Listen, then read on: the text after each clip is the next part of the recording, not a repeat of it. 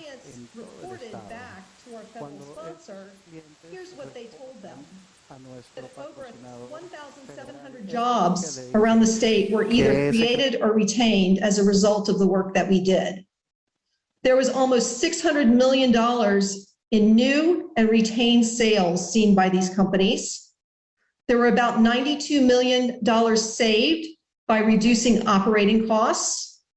And our clients also reported almost $120 million in plant investments made as a result of the work that we did with them.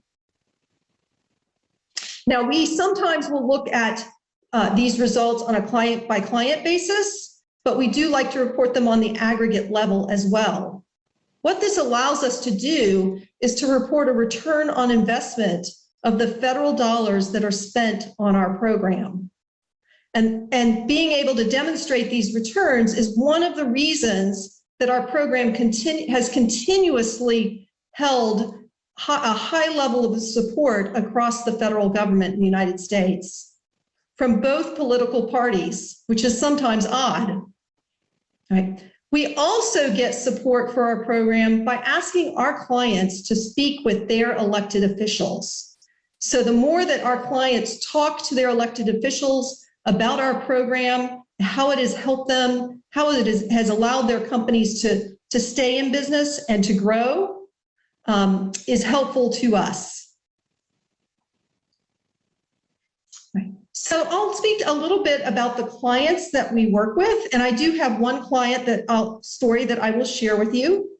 So while we will work with very large companies, our typical client is going to be the small to mid-sized manufacturer.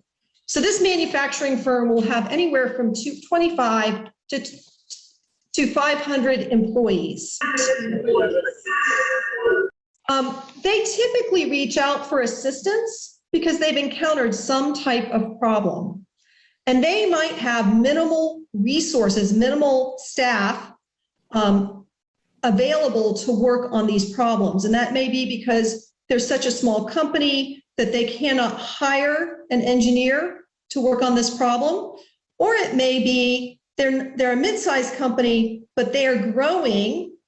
And because of that growth and the demands of maintaining their business, they need extra help.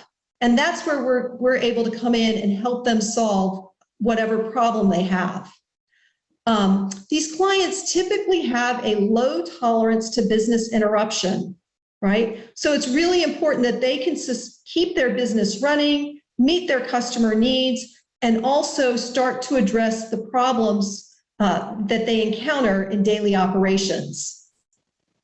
Typically, we'll have two different types of approaches with our clients.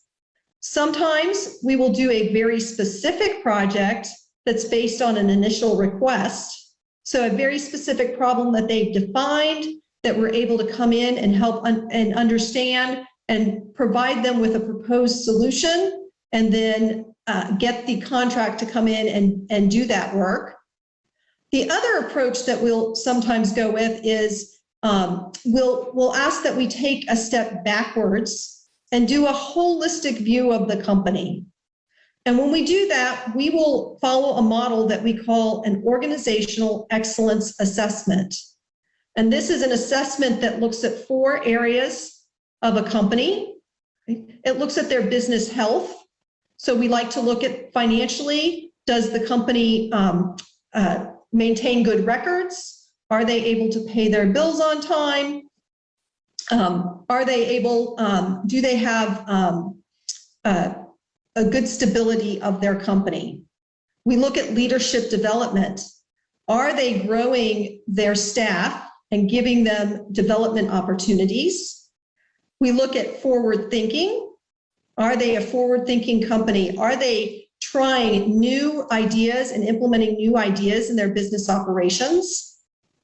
And lastly, are they introducing technology? So again, are they growing their business and finding new and better ways to do their business? So those two approaches allow us to make a connection and make a relationship with the company. There are some factors to success that I like to talk about. So I do like to say not every project that we do comes out 100% as good as we would like it to be, right? But there are some factors that help us in the beginning understand how successful a company may be at implementing new ideas that will help them grow the business and improve their productivity. First off, we need to make sure we assess and understand. And what I mean by that is sometimes companies will tell you they have a problem. Well, in fact, it's not a problem, it's the symptom of a problem. And so we want to make sure that we're really digging into the business and understanding the true problems of the business. The second point, which is actually, I think, more important, is we need to make sure that key leaders in that business are on board with the work that will be done. And these key leaders need to be the decision makers. So this is more applicable if we're working with a mid-sized business in that 150 employees or more. It's really important that the people that make decisions are on board, that support any changes that we implement, and are thinking about how changes will be sustained and how the business can continue the improvements in productivity when we are no longer helping them, right? I like to say that titles don't always tell you who the decision maker is. So it's very, very important to understand who key leaders are and what their roles are, right? And who the influencers are and who the decision makers are. My last factor for success is to start with a win, right? So oftentimes there's many approaches there's more than one approach that we can take or more than one area that we can work on. But what I always like to say is start with a project that you know you're going to be able to be successful, right? And you're going to be able to demonstrate that success, and people are going to understand what that looks like and how that feels, right? Because that then becomes the springboard for the next effort you might have with that company.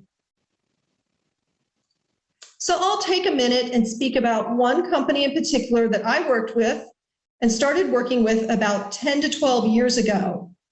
The company was called Spectral Response, and they produced printed circuit boards.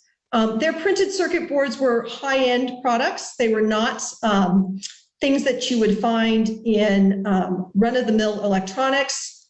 These are used in telecommunication systems, satellite systems. We began assisting them in developing a Microsoft Access database for material planning. And through that work, we're able to better observe and understand how their production area was organized, and that they were very based on material flow with departments and very high levels of work in process inventory. And they had a lot of obsolete inventory as well.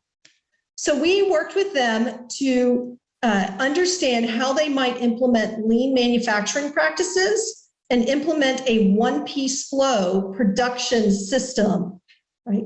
And so once they understood what that meant through some training, we were able to work with them to identify one area in their production facility where we could implement a test project, a demonstration project, so they could understand the concepts around lean manufacturing and around one-piece flow.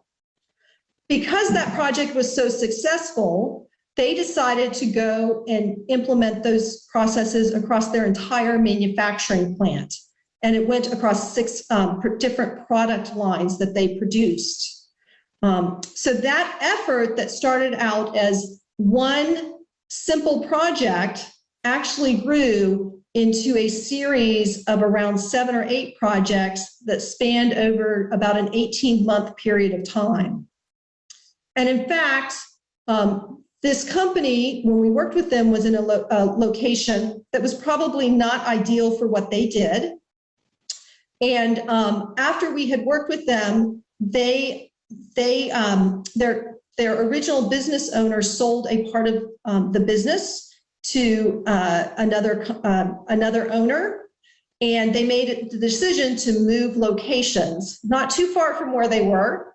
But as a result of that, when they made their move, their business move, they asked us to come in and assist them with the layout as they went into their new building, so that they were making sure that they were putting things in place that would allow for the growth of the business that they were expecting. So that is all the information I have to share with you this afternoon. I have been told that we will not have time for question and answers. I am a little bit ahead of schedule, but I understand that you are working very hard to stay on schedule this afternoon. And so I thank you for your time. And I am happy to provide my contact information to anybody that may want that.